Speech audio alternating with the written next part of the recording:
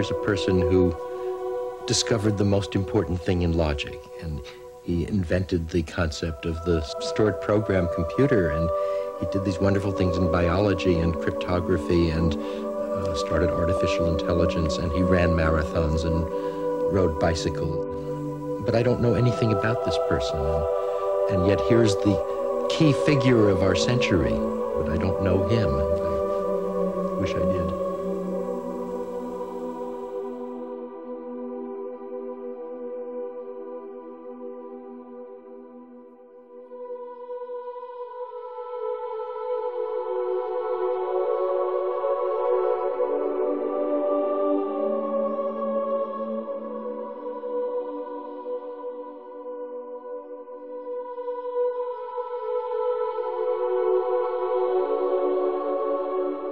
The difficulty of the question, as a mathematical question, is not just about mathematics.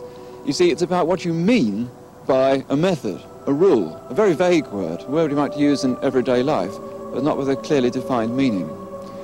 Well, Alan Turing gave it a meaning, an absolutely precise meaning, because he thought, well, what would such a rule or procedure be?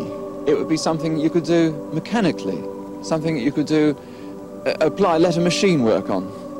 And now, in 1935, there were no such machines. This is just an imaginary machine. It's a machine of thought. But he made it into an absolutely definite idea, and it's the idea of the Turing machine. And I can quite see that it would be at one spot, at one moment, they could have seen how you could use this precise idea, and the whole thing would click. Turing's paper described how any logical process could be broken down into its simplest possible components, precise sequential steps that could in principle be carried out by a machine.